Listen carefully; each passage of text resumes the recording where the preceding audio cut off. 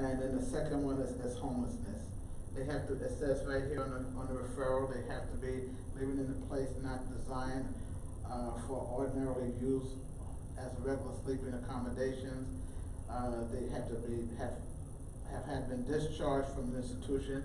And by the way, we just took on the county jail. The probation officers are working with us, and they give us a call, supposed to give us a call a week prior to the people being discharged. And then I go over there and find out why they've been incarcerated to begin with. Because our nurses, I don't put my nurses in the situation that I would want to be caught in. I don't want them driving people around that has been locked up for attempted murder or molested rape or something like that. So I like to interview the clients before I say yes or no, because my nurse might be out there with them for 3 or 4 hours. We don't know. And you're in the car. Who knows what could happen? So we screen them before we set them out. We don't have any male nurses. We have all female nurses, by the way. So probation is on board with us. Most recently, the Salinas Police Department started a task force. It's called HOT, H-O-T, for Homeless Outreach Team. And it's Officer Carvey. I think his first name is Gabriel. I have to look at my thing. And so he goes around to Chinatown and he meets these individuals and talks to them one-on-one and, try to explain to them how the program works, where to go. He'll give me a call, we'll go out and they have an office in Chinatown that we can use, and we sit down and fill out the forms. It doesn't happen all at the same time. It's a 3 steps to this. So we go out, we meet them, we have to get a consent from the client saying, okay, so you know Jessica here. Jessica's the one that filled out this referral. Is it okay if we call Jessica and we share information with her? Is it okay if we call Officer Dempsey? They have to okay and sign on anybody that we can share information with, because it's a big HIPAA violation if I make a call and they have not acknowledged that person on a certain form that we feel that we have to fill out. So that's how that works. They have to have 2 or more chronic illnesses. Diabetes is one. Cancer, unfortunately, is not one, and that's very upsetting to me because recently I've had like 6 people who had breast cancer or lung cancer. Those are not considered chronic illnesses because they can get treatment for those, and breast cancer can be treated, and so we don't take people with breast cancer, although I managed to work around that and get them in a different way. So, but yeah, it's diabetes, asthma, COPD, yeah, so. And like I said, one or more ER visits in the 12-month period. So it's all here, and medications, 2 or more medications.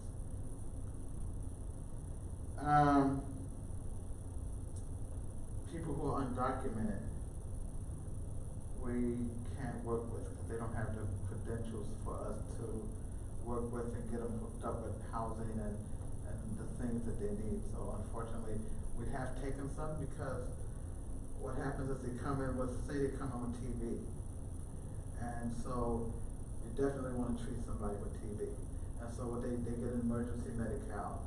And then in the process, we get them linked up with whole person care.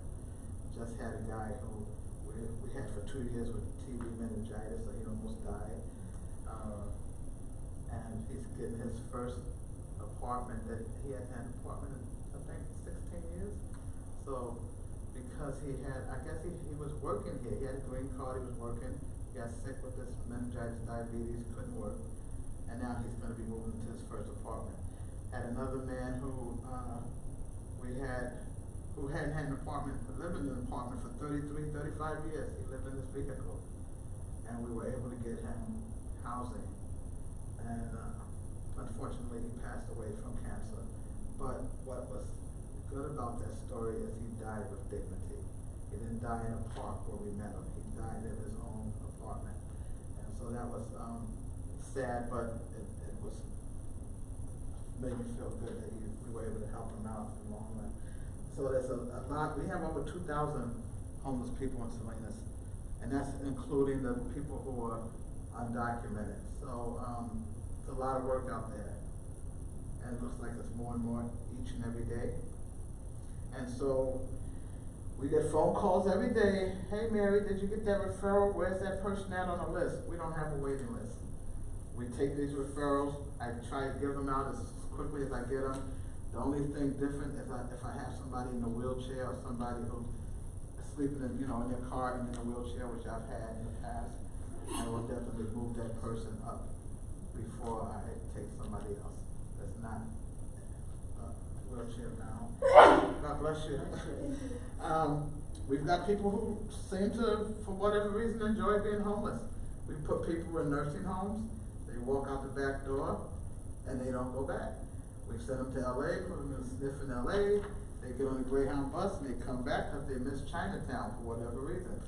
So when that happens, and it has happened to at least 3 times with one individual, I drop her from the program. There's nothing we can do to help you. We put you up 3 times, you're back in Chinatown, wheelchair, the whole bit. I don't know how she gets back and forth, but she does, so she's back on the streets and in her wheelchair. And I probably will never take her back in the whole person care program as long as I'm a supervisor. Because it's a lot of time, a lot of energy spent with that individual, with all of them. So what we ask you to do is take some of these, and when you run short, make a copy, take them to your coworkers, your office, put them in your car. You see a homeless person, say, hey, my name is Marilyn, and I know this program called Whole Person Care throughout Monterey County, and what they do is they try to help you with housing and medical. Do you have Medi-Cal? They say yes. It's voluntary. We'll sign you up. A nurse will give you a call, and you'll start from there. It may take 7 days. It may take 2 weeks, but at least 2 weeks by the time we get to the referrals. So that's how it works. And like I said, we work with various agencies. We meet at the health department every second Monday at 8:30. You're welcome to come anytime you want to. And there's people all over from different agencies, and we can share information there and figure out what's next, how we're going to keep this thing going, where's the money coming from, who needs money, what about the shelter over here. The warmest shelter is in Salinas on Alisal. I don't know if any of you have had a chance to go visit. You should. It's heartbreaking, but at least they have a roof over their head. So, and we do need more shelters. So I don't know what it's going to take to get that done. So I've been doing this for, 7, 8 months now? And I guess because of my mental health background, I'm working in the locked unit for so long, they think that I'm the mental health expert, and we do have a lot of people with mental health issues. Living on the streets will do that to you, So, and unfortunately though, they're all nice people. I haven't run into anyone that's been violent, that disrespect the nurses in the ways that you would have to call police. All you do is walk away, say, hey, call me when you're ready, and some of them do. And just know what your limits are and know how to back out of the situation. But for the most part, it's been pretty safe, working with those individuals. We go and we get involved in the sweeps. The most recent one was Sherwood Hall. And so, as I went through that sweep with the police department and another agency, we knew to stay away from the back part of Sherwood Park, because that's where the shooting up of the heroin goes, and you don't want to step on any needles. So you kind of use your common sense when you're doing this kind of work and know where to go and where not to go, and don't go by yourself. So that's why I try to tell my staff, always go in pairs. And so, any questions? Thank you so much, first of all, for the work that you're doing. This is incredible, and I think they found a really valuable resource in your commitment, and I hope this program grows if that's the goal. You're desperately needed. Yes, it's needed, definitely. Do either of you have any questions?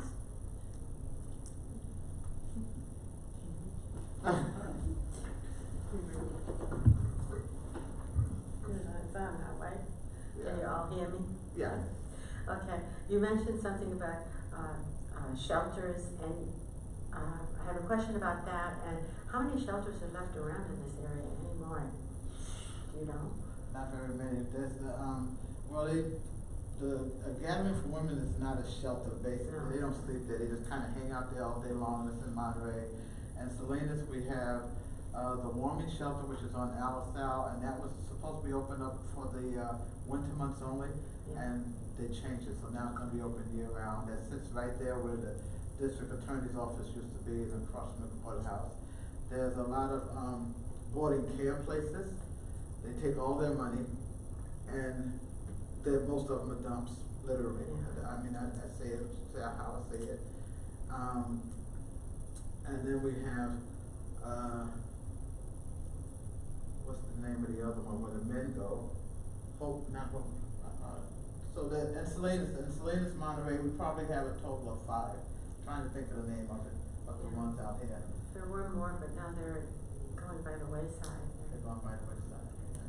Um, And you know the reason for that is because, there's no control. They come in and everybody's good for a little while, and then they kind of know who's around and what they can get away with before you know it. Because I did iHelp for years when iHelp started, and all the churches were opening their doors every night. And so you would have this church on Monday, this church on Tuesday, so on and so forth. And before you knew it, we had people in the bathroom shooting up heroin. So Oh, really? Yeah, so those churches had to, they closed down the doors. Now we have maybe 3 churches that come in to the warming shelter and bring food in 3 nights a week. And the other 4 nights, those kids are eating pizza and fast food for 4 nights. I know Salinas doesn't have iHelp anymore, but They do in Monterey. Monterey Yeah, still Monterey. has iHelp. Yeah.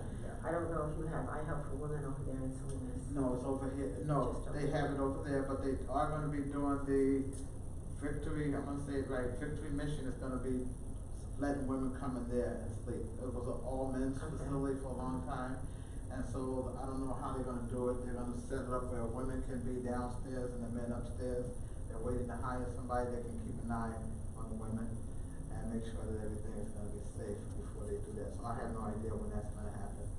But Victory I Mission is know over they there. have that, pasta with the pastors, which is an iHelp program, and that is on the 28th of August. I've been to at- that, yeah. Yeah, over here, I don't know, they have one over They in do one over in Salinas. Salinas too, I at don't know the if church it on is. Alvin. Yeah, Yeah. that's a good program, if anybody wants Mhm. pasta with the pastors. And one of the most recent things, not to cut you off, is we have 2 new facilities that are almost finished, that people are gonna be moving into, and, I believe November, December. So one is gonna be over here on Marina, and the other one is in Chinatown. It's called Moongate, and it has 140 beds, I believe. 40 of them are for iHelp clients. There was a lot of paperwork. I mean, the paperwork itself would make you say, no, thank you, I don't wanna do this, because it takes forever to fill out all this paperwork, to go back, get this signed. A lot of people lost their birth certificates. They're 70 years old, they haven't lived anywhere in 30 years, so like, where's your birth certificate at? And then there's another one in Marina that's taking 40 of our clients that has to be 62 years and older. Thank you, Johnson Oaks. And so, so that's 62 years and older, and hopefully we'll get some more of those built up in Monterey County. We still need more, I mean, Oh, we we just have to need keep a lot more, going. a lot more. Sometimes it's only like a little Band-Aid, but all those Exactly. Band-Aids will add up. Yeah, exactly. So, So you know. the hospitals have been pretty good. All of them have been, really helpful in making sure that we send them a list of all the clients that we're currently serving, the ones that are open to the program, and, the ones that are on the waiting list. And then they call us and let us know who's there in the emergency room again, and, what are we gonna do with it? They can't kick them out because of that law that passed in January. They can't just kick them to the curb. So I tell them, call them, get them into a sniff, get them here, get them there. There's a lot of boarding cares, get them in, set them up somewhere. But if they put them out on the street, there's nothing we can do. We can't just go and say, come on, come home with me. Just a lot more. Yeah, a lot more. Also, at one time, there was a program that if you were in an emergency situation with a homeless person, that they gave out vouchers for motel rooms. They still do that Still from time do to that? time. They still do that from time to Who time. does that? Is The that hospitals do it. hospitals? Cecil does it. Okay. And, the health department, we don't give out vouchers, but Cecil and the hospitals. I've gotten vouchers from the Tividad and from Cecil. Yeah, so. And there are a couple of shelters that are for women, are they still in effect, that are unknown? The ones in Chinatown, are no longer, I don't know if you're aware that they closed down Dorothy's Place, so they, the women are on the streets. There are some for women who are fleeing a domestic violence Yes. situation, those are some Those are quiet unknown, places, so we have those. okay, they're still around? They're still around, we still use those. Okay. Yeah, well, there was a young girl who delivered a couple of weeks ago and she had nowhere to go, so I was able to get her into one of those facilities, even though she wasn't running. Yeah. And you mentioned something else about those little flyers that we could take and give out to a person, but it said it has to be faxed. Oh, they don't have access to fax. You can fill it out and take it with you and fax it to us. No, seriously. You can fill it out, take it with you, and you know, some people actually said, here, take this with you, and the clients show up at our door at the health department and said, some lady gave me this form, so I'm just here to, I wanna get into this program. There's an address Yeah, on so there. they take a bus and they come on over and meet us in the hallway. They call me out and I go meet them. But no, if you have means, fill it out with them and take it to work if you have access to a fax machine and fax it over to us. Excellent. Yeah, yeah. Thank you. Yeah, Thank you you're very welcome. much. Okay, so should I leave these with you? There may be more questions. Oh, any more questions? I'm sorry. Yes, I did have a question. I think you might have answered it, but just if you could expound on a little bit in regards to your waiting list. You were saying that currently there are 390 clients on the waiting list. So how do you process that? Well, I have what I do is I set them apart and I assign them to certain nurses. And then I just kind of look through them every week. And I look at how many they're still working on that they still have to kind of go out with, hands-on, so to speak. And so if they're still kind of tied up with these clients, then I'm not gonna say open this one up. It's just laying there, kind of hanging there, waiting to be opened. And they're queue. So the 398 is split between 3 nurses. And like today, I took a look at all of them. I mean, there's 43. There's one girl has 43 clients, so there's no way she can open up one. But she's probably gonna close 1 or 2 next week, and then I'm gonna slip 2 or 3 more in on her. And that's how I work with it. So yeah. Okay, so typically how long does it take to close a case? We've had people for 2 years. We followed them for a year, and we've had some that we followed for 2 years. And I said, enough is enough. This one's gotta go. Their house, they do have an apartment. Granted, she's got a lot of medical issues, but there's other case managers and these other people that we work with, that we collaborate with, so they can case manage them now, and we can back out. So when we can back out and say that, we'll say maybe that, one of the other organizations is following them for the medical, but they can't do something else, then we might hang on to them for a little while until they can get the other part taken care of. So, yeah, like Shelter Cove, they don't transport them to their medical appointments. So they may be housed at Shelter Cove, but my nurse goes over there to pick them up, take them to their doctor's appointment. So we can't drop that person yet, but they're in transitional housing. So, yeah. And one last question. How do you deal with the refusal of the mental, once you do the mental assessment, they come to you initially and then, they just don't want to comply? Is there a way to, facilitate that if there seems to be a ray of hope, so to speak, for the patients, or you just have to, Each case is that we treat them individually, each one is different. So we've been able to house some that were initially afraid. I'm gonna say they were afraid, very anxious, wasn't sure. And I think what may have helped him was, one of the guys who's no longer with us, one of the, behavioral health person that was working with us, he was strictly working with this one person, so he made him feel comfortable, he trusted him, you know, he had that rapport. And so it took about a good year before he said, okay, I'll do it. And then he got into the place, but he only stayed for 2 months and he left. He left, once we let him go, he left. So we work with them as much as we can. If they refuse, you know, not a whole lot we can do. We don't drop them right away. We still talk to them, and so yeah. Especially the ones that are on a lot of meds and then, you know, paranoid schizophrenia and stuff like that. So yeah. Thank you. Thank you so much. And please tell your staff that we're very grateful for their work because. I will. I'll let you know. Yes, and we will happily take copies. Okay, Yeah. yeah, and this one, I don't work with this, agency, but she came to our meeting last time we had our Monday meeting this month, the second Monday, and she does a lot of free legal stuff for elderly people and homeless people. So I just thought I'd drop these off with my paperwork, and you guys can look at it, maybe, make some copies. Her last name is Cash, I can't remember her first name, you might know her, Kathleen Cash or something like that. So, but she's really, got a lot of information. And so I figured, well, that's for next month, let me drop these off as well. Thank you, please. Yeah. Thank you so much. Yeah. Very, very important. Yes. Thanks for all the work you do. Yeah, I'm gonna try to make some of these meetings. So he just told me every fourth, that's it. The fourth Thursday of the month. Thank you so much. Thank you. Well, we can move on to the next item. Did everybody have a chance to take a peek at the minutes from last meeting? Were there any additions?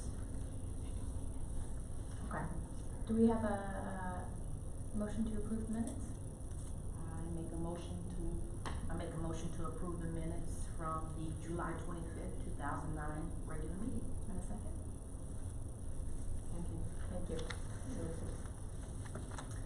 So the Monterey County, homeless count has been posted. And, I know we don't have kind of a presentation for it, but I'm not sure if anybody had a chance to actually look at it. I wanted to pull up, Seaside's unsheltered count last year for 2 years ago in 2017 was 40, and this year, 2019, 126. Sheltered in 2017 for Seaside only was 58, and in 2019 it was 56. From 2017, there was a change to 2019 of 86% increase in our unsheltered and sheltered unsheltered population really. And I think we were probably the largest increase on the peninsula. Now, we weren't the most. Salinas has the most unsheltered and sheltered, but the increase from 2017 to 2019 was in Seaside. There is a snapshot on the executive summary, and it kind of breaks down the subpopulation data. So there are 14%, 562 individuals in Monterey County that are chronically homeless. There are 41%, which is 172 individuals that are veterans. 49% are families. That's 100 families with 596 members. Unaccompanied children and transitional age youth, there's 324 individuals. That's 9%. And then it goes into greater detail, but I think going forward when we advocate for certain things and policy changes and funding, this will be a good reference to see where we might judiciously send those resources. Are there any comments or additions? Okay. And that is just on, MontereyCounty.org website, for anybody who's interested in checking that out. We had a city council presentation, to discuss the 5,000 budget transfer. Yes. So yes, at the last council meeting, the August 15th council meeting, the committee had asked if, of the $50,000 that's identified for homeless services within city council's budget, if $5,000 or 10% could be approved through the city manager without going through the process of coming back to city council each time, in case there's an emergency need. Between the finance director and the city manager, it was determined the better option for that would have been to, instead of having the city manager approve each one, is to transfer $5,000 from the city council budget into the homeless committee budget, which there was already $1,500 that existed in there. And I did explain with the information that the chair had provided me what some of those emergent needs may look like, and it was approved unanimously. So that money is available. Certainly we have to follow the purchasing policies of the city, and I can make sure that those are adhered to when the requests come through. Thank you. And while you're up there, safe parking and little food pantries? Yes, next would be the safe parking program. So where that is currently, August 15th, first reading, city council for an ordinance to allow for safe parking programs. So not identifying an individual program, but allowing the concept within the city. So it had first reading, that was passed. It will go for a second reading, and then 30 days after, it would become ordinance, and it will be on a permit or a license basis. So any individual that has real estate or a place for a safe parking program can put in a permit, and then that will go back to the city council for a public hearing, and they would have to adhere to all of the items within the ordinance and the program. So we're probably looking at, so to add on to that, the day before, on the 14th, members of city staff met with members of Monterey County staff to find out where both sides lie as far as the marina program. And I think we're both in relatively the same place, and once the somebody identifies or somebody comes forward and the public hearing takes place, the marina program could possibly move to that location if that's approved as well. So we're thinking probably that November range. Okay. Next would be the little free food pantries. We did a nice presentation a couple of meetings ago. Council agreed for having those on private property, not in the public right away. We showed what those would look like and some of the intentions of the committee, so we could move forward with that. And I have one thing I'd like to read from planning.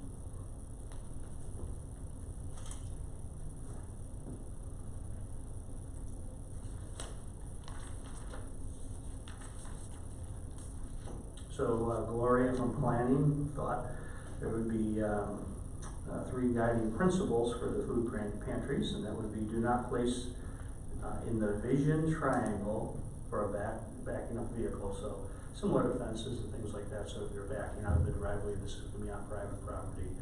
It doesn't obscure the vision and possibly cause a collision. Secondly, would be do not place in the right of way, which we've already talked about, and then do not place where an emergency vehicle may need space to access a property. So those are simply those 3 things. So I guess it would be up now to the committee to have discussion on how you'd like to proceed, whether you'd like to, these items can be purchased online and put together. They can be homemade. We can solicit to individuals that may wanna have them in their yards. I think some of the other discussion was make sure that, there is upkeep on these so that we don't, place one and then not follow up, making sure that it stays tidy, that there is the appropriate type of food that goes in there and, doesn't become unsightly. Thank you. Did either of you have any questions about any of those 3 topics? Or? So we can talk about, maybe how we wanna get the word out that we can do the little free pantries. Sure. What that might look like. Okay. Do either of you have any thoughts about sharing that with our community? Yes, I think the Facebook interactions that we have now with the city, that would be a good, platform, Facebook and also on the website. I did have a comment,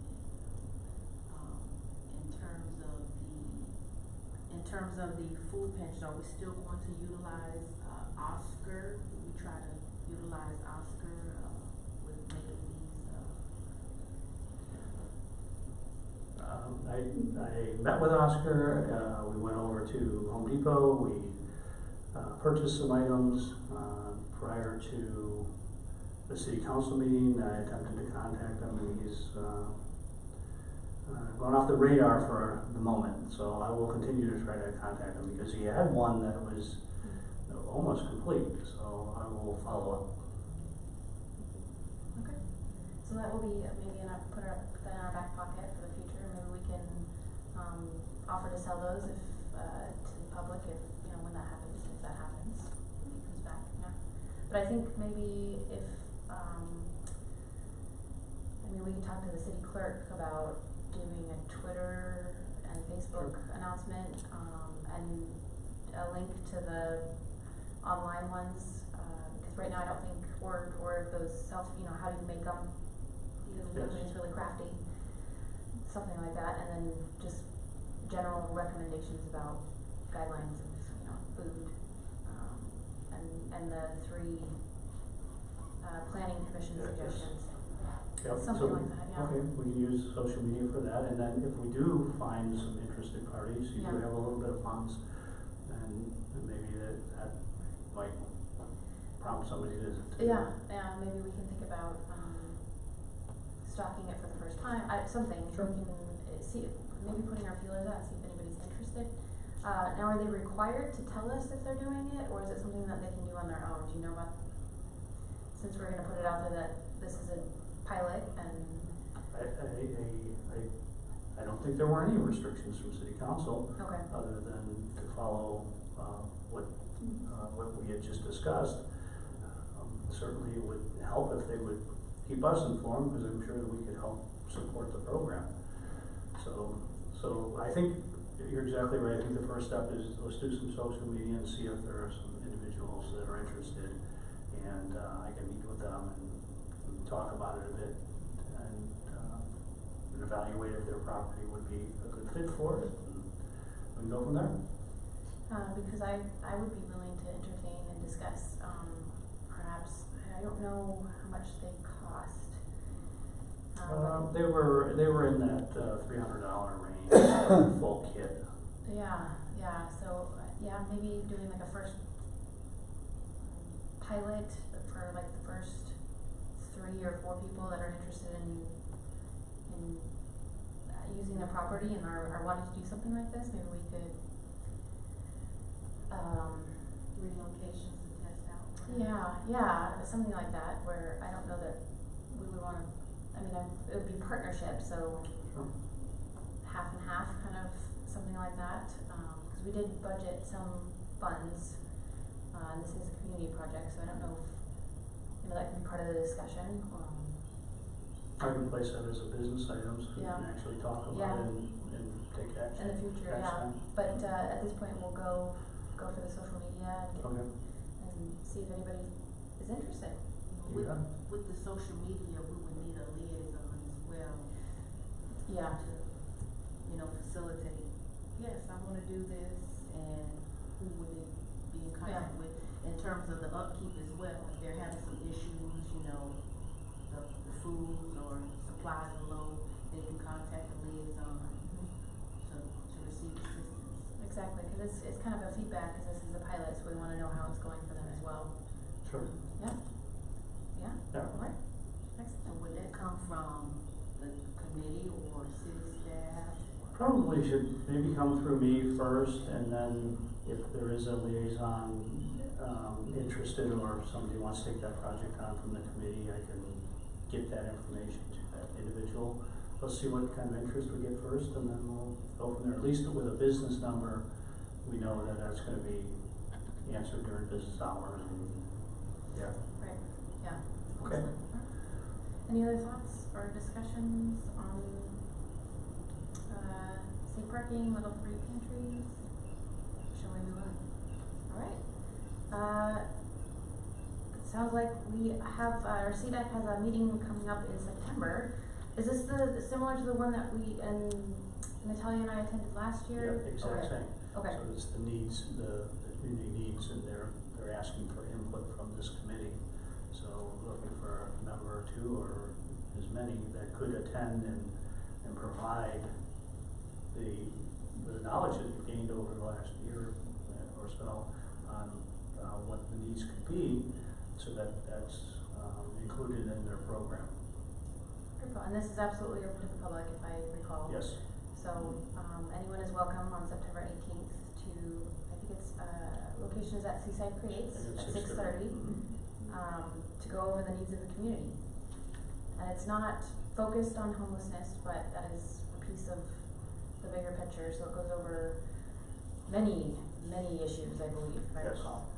Yeah, generally it's the census tracts that Yeah. qualify, and it's a variety of needs, Yeah. and many of the service providers, and some that we have come here and presented to apply for the funds. Yeah. All right, thank you. Sure. And then we just have one business item, which is, to go over some of the recommendations, that we all looked into about, budgeting some of those funds towards those organizations, so, if either of you would like to start?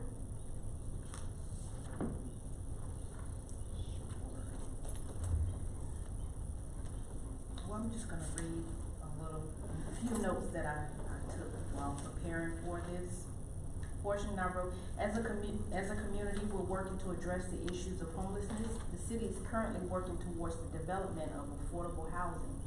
We also have private entities working to enhance current low-income facilities within the city. As a committee, we recently took up the task to identify local organizations that are working towards remedying the issues of homelessness, be it males, females, single individuals, and family units, as well as the young and old. In addressing the root or core issues that lead to homelessness, I chose, as an organization, to focus on community human services. That's the organization that I chose, Safe Place, being that they focus on facilitating, remedying the core issues or cause to homelessness. We hear a lot about mental health issues in the homeless community, and also substance abuse. Those are the two main issues that we hear addressed in these committee meetings. So I believe CHS, they facilitate those issues and provide mental health counseling, not just for adults but youth as well. I think that'll be very beneficial to fund and also help support their efforts. Substance abuse, they also provide residential and outpatient counseling as well, treatment facilities, and the youth support. My biggest focus was on the youth support that they provide. Being that we heard the numbers that in the youth population, it was 300 plus youth, I believe, that were homeless. Now with the continuum and time count, so we definitely need to focus on our youth. if we can remedy the issue, as it relates to our youth, it would, allow them to better go on to graduate high school, focus, during school, to receive the education that they need, and also, if we support the children, we can also have a line or a link established to facilitate, support, and getting services and assistance to the family as a whole. So I think supporting Community Human Services and Safe Place organization would be a great place to start in terms of supporting their endeavors that they already have laid as a foundation. And also moving forward, I did not want to stop here in terms of looking at, the organizations that have presented to us, but to continue to reach out in the community and see, and solicit the information of other organizations that are working to help facilitate the homeless issue in the community. Like I think we haven't heard from Village Project or Hope Services, these other local organizations. So if we can invite them to come and speak and see what they have to offer, so we can better support in their endeavors, because they've been working in the community for years. So to just let them know that we're here to support their endeavors and to help, remedy this situation. I think those are some things that we can continue to do. Continue to reach out and see what they're doing. The new services, new programs that they may be presenting in the community, just to stay abreast of what's going on, and also provide financial support if we can to these events. And also, we don't want to forget safe parking as well.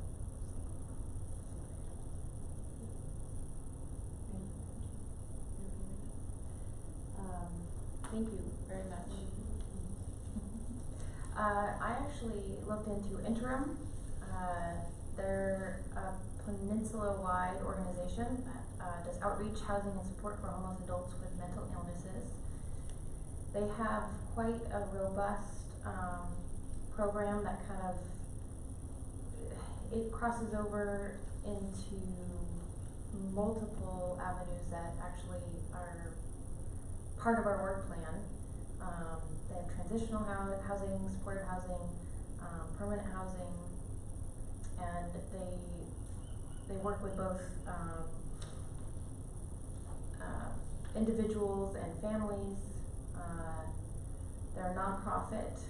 I know they haven't presented to us, but I think their message is something that is really speaks to what our committee is trying to support.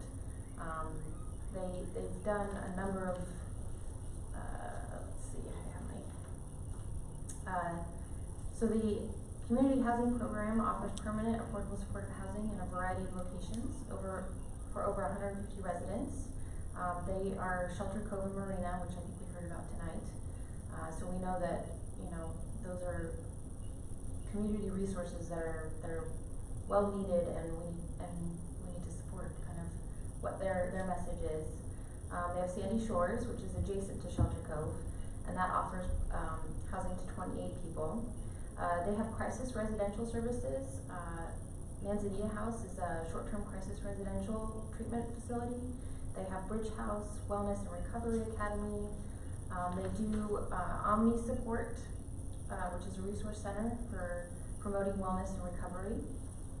I could go down the list, but I think their vision and their message is something that the homeless committee could really support. And then the other one that I wanted to bring up was, I know we heard about, I believe we had a presentation about Sun Street Center and Pueblo de Mar, but I wanted to point out that they do serve 48% of their clients were children ages 0 to 17. And I know that they primarily work with prevention, sobering living environments, sobering centers, and I know that the Monterey County Census targeted, I don't have the numbers right here, but substance abuse, alcohol, drug use is 40% of our homeless, unsheltered population are struggling with that. So these are two programs that I've brought up to, maybe we can look into them a little bit more.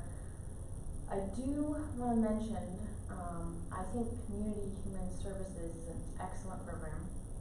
I think they do wonderful work. I do want to mention that they were a recipient of the HEAP funding, and they actually received $857,000 for Youth Street Outreach. So I think we should consider that when we have a limited budget, just going forward to be a little bit more conservative. And not that we can't support them in the future, but they got a hefty chunk. So that was, Community Human Services specifically and only received $857,000 just for their program. They also received, in partnership with Gathering for Women, $1.2 million and another $300,000 for shelter, specifically the Seaside location. So I'm excited and super proud that our HEAP funding came through for them, because they are very deserving and very good at what they do. So I just wanted to make sure that was out there. Are there any other questions from you before I take it out to the public? We can come back afterwards. If there's anybody that would like to speak on this, specifically looking at funding some of our organizations in the community that help target those that are unsheltered.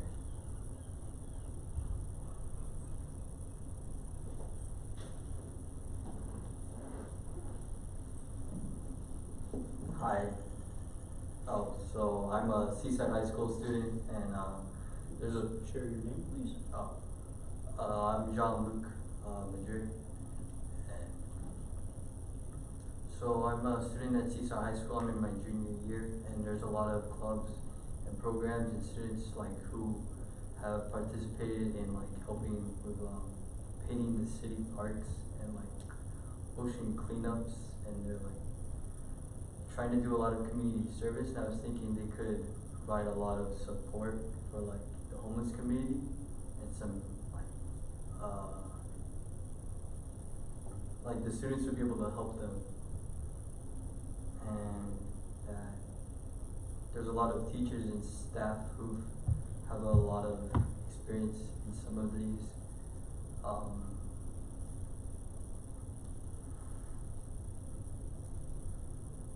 Doing great. Okay. And helping with there was one of the English teachers, Freddie Hollis, was doing a project for all of his students, where they had to go around the community and help with some of them chose to help animal shelters, and they'd interview homeless people, provide food. And I was thinking that not only would the students be able to help, but their families and their relatives as well. And yeah. Thank you. Thank you. And I have your number, and we'll reach out to you. Okay. Public comment is still open. All right. So we'll bring it back to the committee. I believe, because it's agendized as a business item, we can discuss whether we would like to earmark some funding for any of these, or, like committee member Latoya mentioned, there are a number of other organizations that we haven't heard from. So we don't, the Village Project is an amazing organization that is local here in Seaside. CPY, the list goes on. But I know that presently we have a council member here that would like to see our funds going forward sooner than later. So if anybody would be interested in targeting funding for that, we can discuss that tonight. Sure.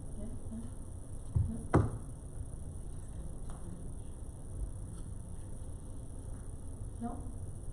What ideas do you have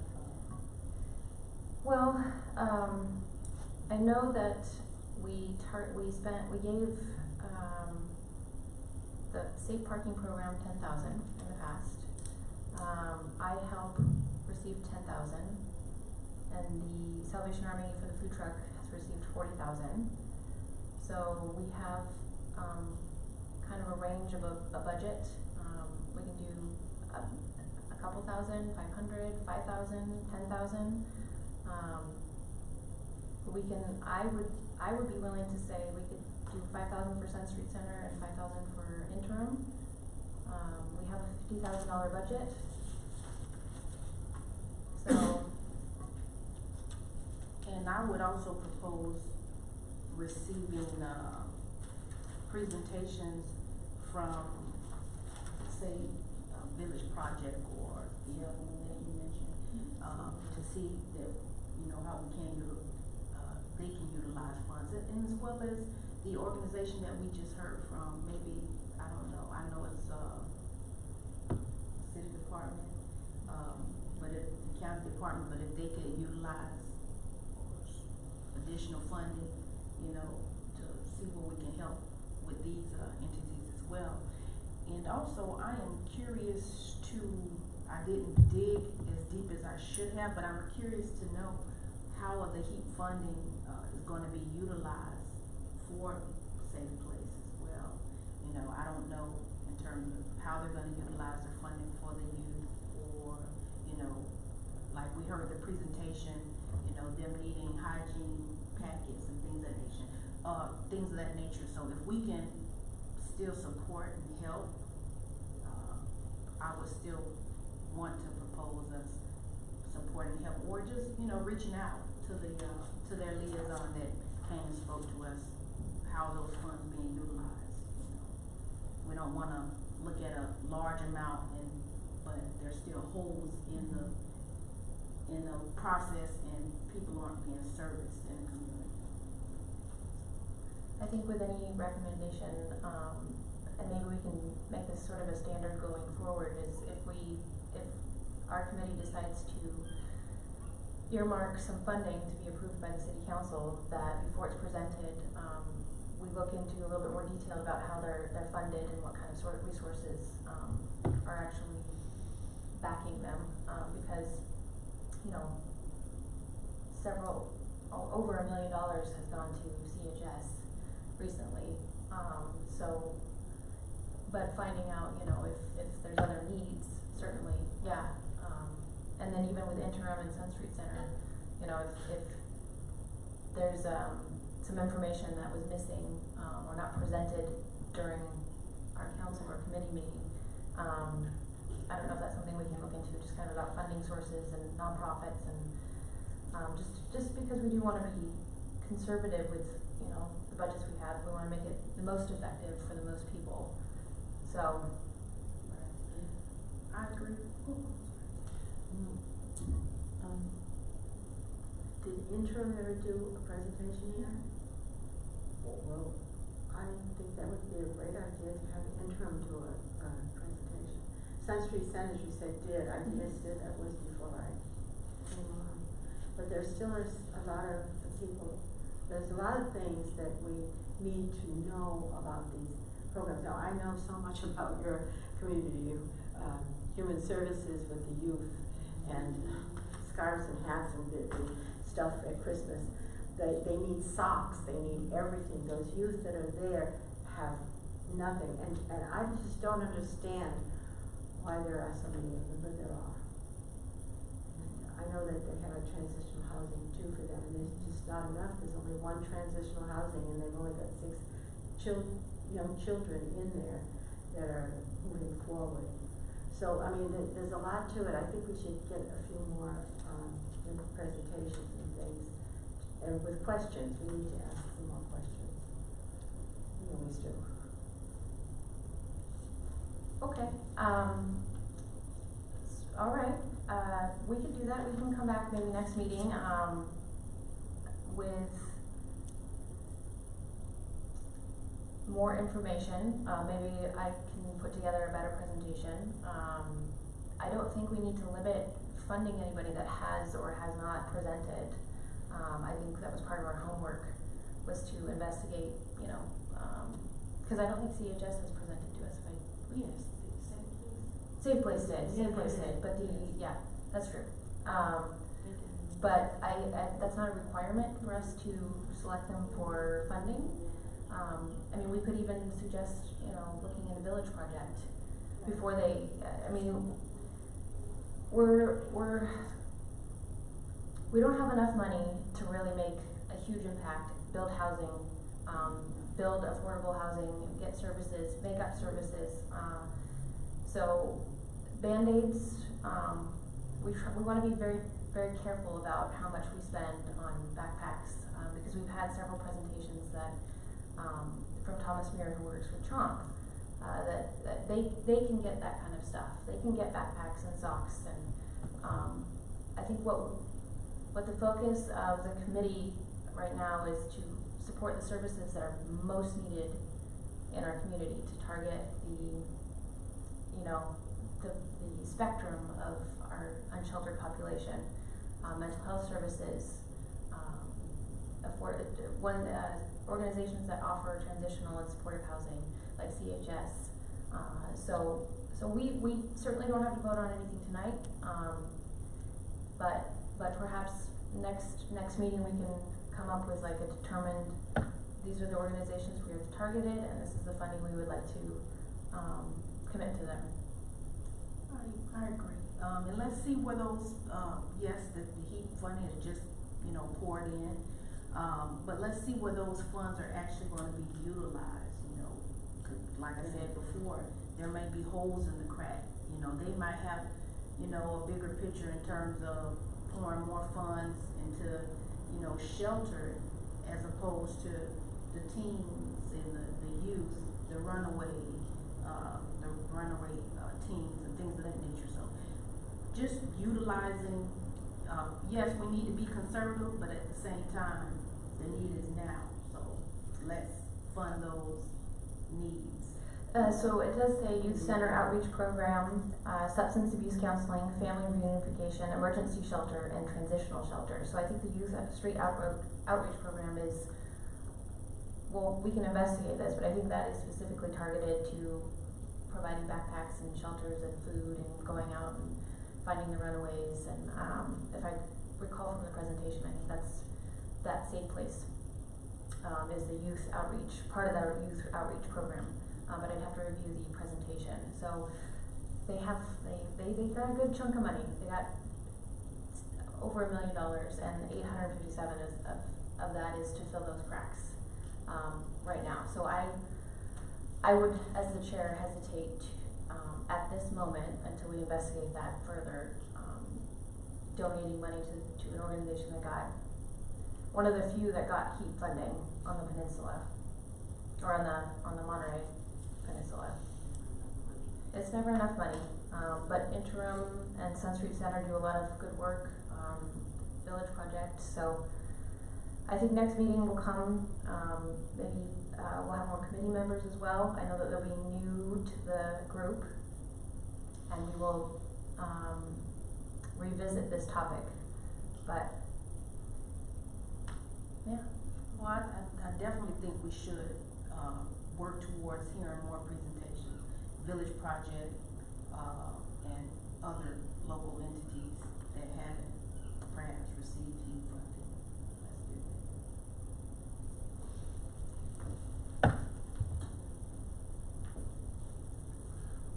that. So based on that comment, do you have a preference on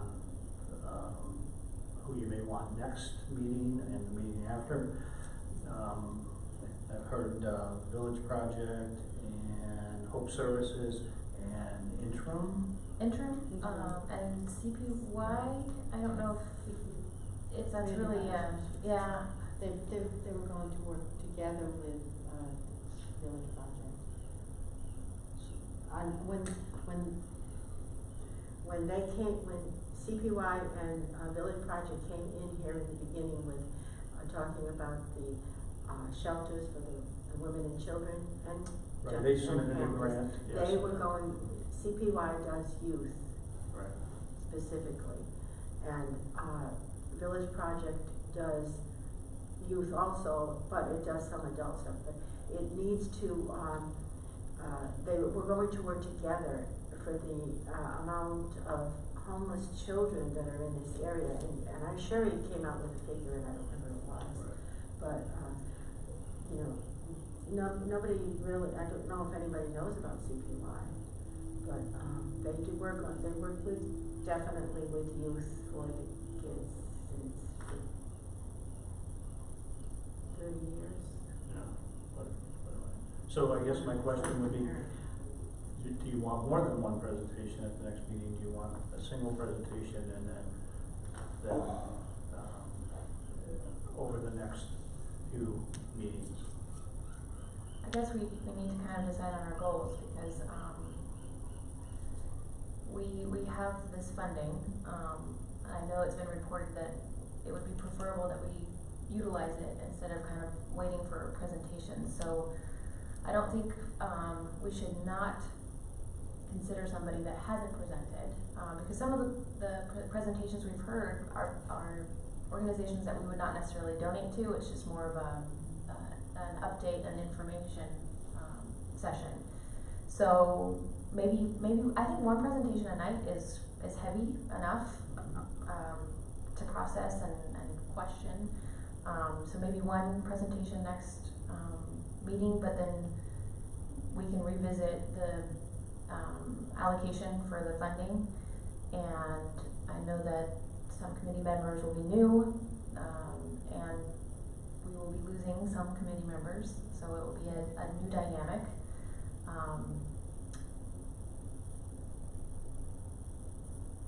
So yeah. Don't know what the timing will be on getting our new members. Right. I know they're working, Leslie had said that they're working for a number of the, city's committees. It would be great if they were here at the very next one, but Yeah. we'll see. I know all three of the programs that you're mentioning right now very well. And all of them, everybody needs money, and all of them do deserve money. I know Sun Street Centers does a lot of good for so does and so does Community Human Services. So, I mean, yeah, if you want to donate money to them, I'd say yes, it would be a good start, but I would say there's a lot of it to spread out. And I know, do you want to get rid of money really fast? Not necessarily, but I think, as part of our work plan, that's our goal all year long, is to allocate these funds, to support these organizations that are doing really hard work, and that doesn't have to be spent at once. And that's why I mentioned just the two, and then, community, human services. So I can make a motion, that we can allocate that funding, but it certainly, we can table it until maybe next meeting if we decide to find some other ones to add, because all this will go before the city council before it becomes approved. And I know that they've had some really busy agendas, and we've been on there quite a bit. So I don't know that it would be, the end of the world if we weren't on their agenda again until maybe the beginning of October. So, Could we make a motion? sure, I will entertain a motion.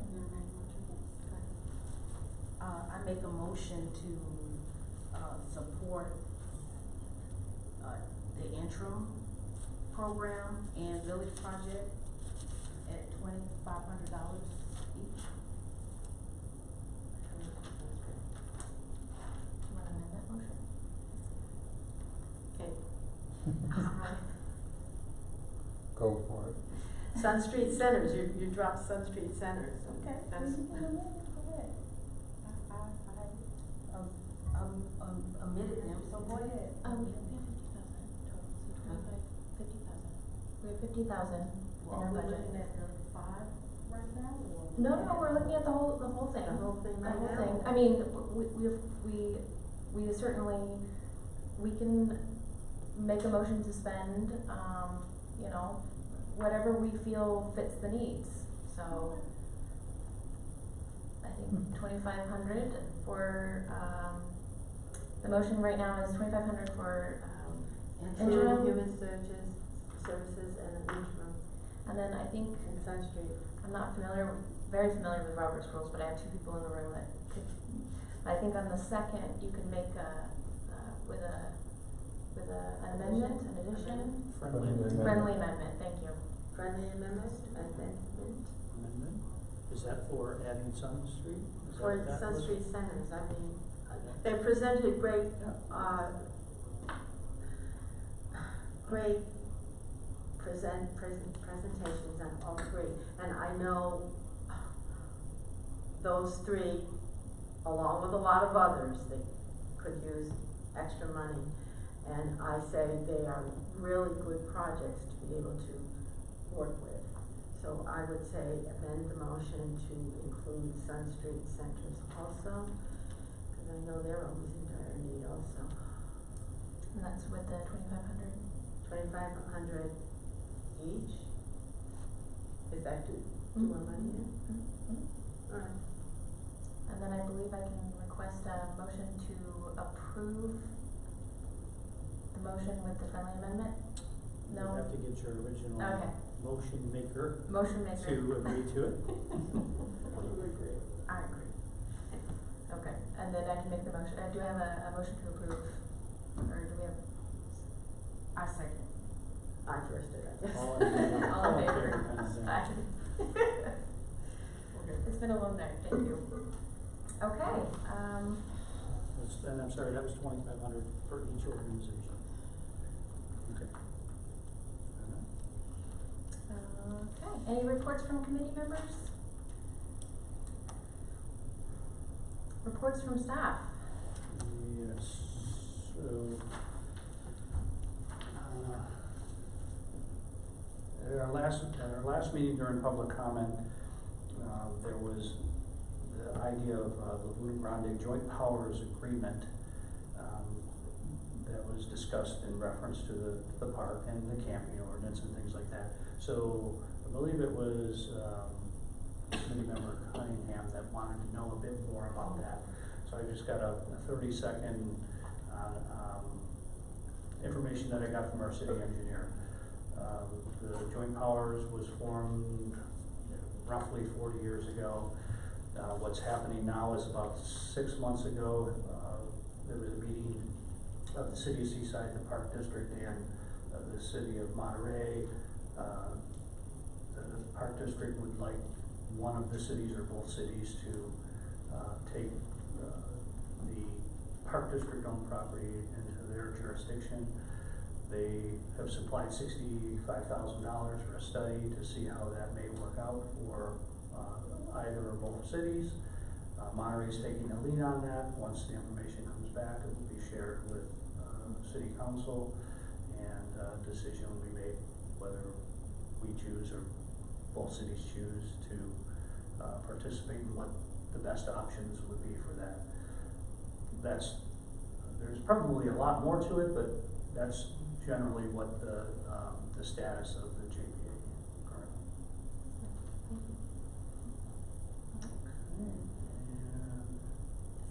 And I wrote one more thing down here. Oh, you know, we already talked about the presentation. All right, do I have a motion to adjourn the meeting? Make a motion to adjourn tonight's Good night, thank you very much. Yes.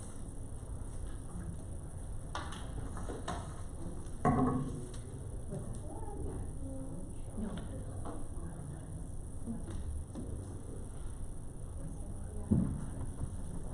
I know. So is this your last meeting? Well, I don't know that one. No?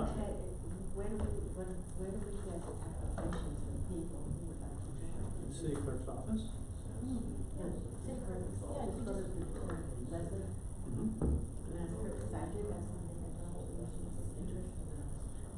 Very good. Thank It's you been a so much. pleasure. I know, it's a pleasure. You know, I'm starting with you. Nice to meet you. It was so wonderful to meet you and sorry to see you go. Well, they have a lot. I know you have to continue good work. No, they're Definitely try. bunch of them. Was that? Gary, the school has, oh, Joey Oaks, so? Sorry? Have a good evening. Yeah, you too. No, we gotta replace Nice the, to see you. that's not doable. Look at their numbers, and it went from Glad to have 111, unsheltered, 2009. interested in and some sorry, I know you got to get another. Yeah. It It doesn't all seems to be fine. Yeah. Remember, there's only, there's 2 days and they go around, I check appreciate 2 or 3 it. days. Where were you? And, homeless You didn't group is feel like I run. did because this is the last So, one. I just wanted to acknowledge that. And Thanks so much. Already dropped by members. Many Oh my people like gosh. you participate now. Stressful. Try to add Be a value, servant. yes, thank you. And Where are you guys going? Like 4 o'clock in the morning, because we just serve it and they go start going around. Good to meet you, great to meet you, good A lot luck. of people say we're staying at the old golf course that I heard. Should really check That I, this out. with They had